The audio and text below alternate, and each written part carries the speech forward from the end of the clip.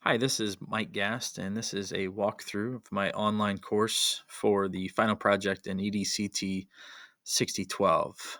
The first thing that I thought about was the content for the online course. I'm a high school social studies teacher that teaches freshman world history and sophomore American history.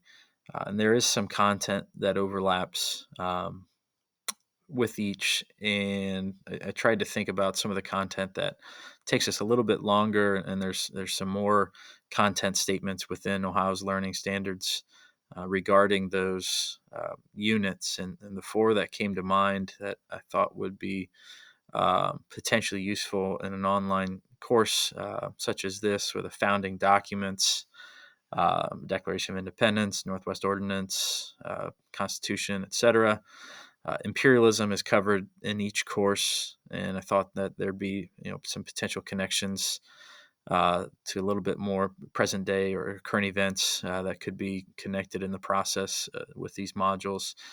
World wars, and really each world war could probably have its own online course with a lot going on before each and after as well. But ultimately, I chose to cover the Cold War within four modules. In terms of the delivery platforms, the first thing I recognized was the likelihood if this online course were being taught, it would probably be in an environment um, such as one that we had not so long ago, where we were kind of forced to teach from home on an extended period of time. And with that thought in mind, I think it would be very likely that our administration, at least at the high school level, would probably make us use Google Classroom and Google Drive for students, just to keep things consistent across the board. Um, so that ultimately led me more so towards a Google Site, which I think could be used pretty well within that online environment. The other platform that I thought about a little bit that I thought would be interesting was Sutori, which I did not use earlier in the semester, but I did see a couple of students in this class do some projects on that, or experiments, and I really enjoyed them. So just with history being kind of chronological nature, and having the ability to have some interactivity within that, I thought that would be kind of an interesting choice. But I also enjoyed working with a Google Site earlier in the semester. I liked the accessibility, and really wanted to kind of explore that a little bit further. So I chose to do a Google Site for this online course on the Cold War. The Cold War is covered in each of my classes: world history and American history. I tried to think about a way that I could design an online course to meet the content in each class, but ultimately there's too many challenges, and I tried to keep in mind that students would likely have five or six other classes that they would be completing at the same time that they would be going through my online course. So uh, I thought about how much time I would want students to take in working with these modules, and kind of spacing it out across 6 weeks, so about 1.5 weeks a module.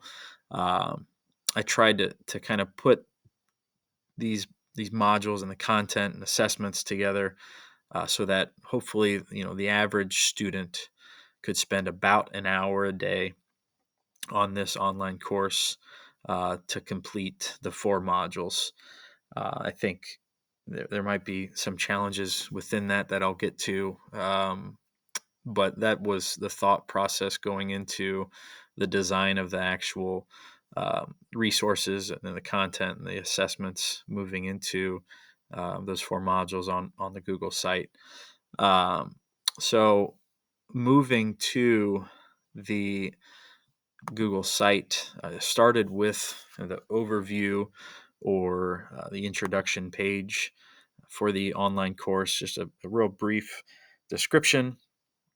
Um, a course syllabus that in some ways is modeled after my own, but obviously with it being an online course is quite different in terms of expectations. Um, I chose to have a monolink available for students to turn in their assessments, which I think could create some challenges, especially getting started in the first week or two. So in that regard, I do have a placeholder video on the welcome page or the course overview page, um, to kind of explain how to set up your monolink, talk a little bit about the online course, talk a little bit about the syllabus, but ultimately to try to help students set up their monolinks. And I included some directions within the syllabus and setting up those monolinks. But I as we got going in this semester, I really thought that was quite accessible and really got to enjoy kind of the work being posted in that manner. So I think there would certainly be some challenges with those monolinks, but hopefully those challenges would come from just a few individual students that I could kind of spend a little bit more time individually as they're getting going with some of this. So again, I mentioned trying to break these four modules up across 6 weeks, and the date range that I chose here reflect that about a week and a half or so for each module. About where we will likely start the Cold War, kind of towards the end of February, early March, which is the reason why I have these dates on the syllabus. Uh, in addition to the individual assessments and a due date for each, just to try to help students stay on schedule. And the first three modules have um, a discussion as part of them as well. So hopefully that's something that helps students kind of stay on schedule. And again, I think there are some challenges certainly getting started with this, but hopefully the placeholder video here, kind of a screencast and helping students get started would be helpful. And then I also have placeholders for screencasts at each module with the same thought process in terms of what the module is about, um, kind of explaining each step in the process of the module, what the resources and the assessments located within each. So I have a placeholder video uh, for that purpose on each module. With regard to the modules and the content on the online course, I mentioned that I thought that the content kind of lended itself well to the four module approach, and that's because I think it does divide up pretty well, with the first one kind of being the introduction or the origins, looking at the first decade or two following World War II, as well as the end of World War II. Module two, focusing on some of the conflicts there in Southeast Asia, with the Korean War, the Vietnam War, as well as trying to connect some of the things going on in the Vietnam War with what's happening and continues to happen with Ukraine. So there's a good article on that, and I thought that would be a good discussion to have with students as well. Um, Module three moves on to some things a little bit closer to home, the space race, which also involves the Soviet Union, a couple of conflicts pretty close to the United States and Cuba with the Bay of Pigs and the Cuban Missile Crisis, moving a little bit further on into the Cold War with President Nixon's foreign policy. And then again, looking at kind of more 21st century current events, explaining the role of the United States abroad, what that is, what our role should be or should not be. I thought that'd be a kind of an enriching discussion to be part of this. And then the module four talks about the end of the Cold War, the collapse of the Soviet Union. So I think the four modules work well with this content rather than kind of the 6 weeks approach. So, a couple of the challenges I had, I mentioned, obviously dealing with 14, 15, 16-year-old kids, in the event that we were using this online course, there'd be a lot of questions in terms of, what they're supposed to do and how to turn things in and how to set up monolinks, and hopefully providing these screencasts on each module and then on the overview page will help them. Um, the other challenge I had, or maybe hesitation, was some of the assessments that I put on here.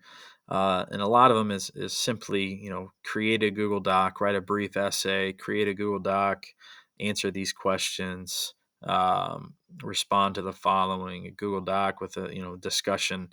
Um, it- just given the time constraints that I had over the last couple of weeks, I struggled to kind of make that a little bit more than it was, but that would be certainly an area that I would go back to and try to provide some differentiation in terms of assessments, try to provide some more choice for students to maybe complete these objectives, whether it's maybe create a video discussing something, or create a Google Slides presentation, something to that nature, just to try to give each student different options that will allow them to be successful within an online environment. Um, I did include an interactive kind of timeline using potential resources as Tiki-Taki Sutori that we used earlier in the semester, or simply kind of creating some sort of timeline with a Google Doc or Google Slides with regard to the Korean War. And there's a video with that. Um, there's some hesitation there. I think that could be an assessment that would take quite some time for many of my students.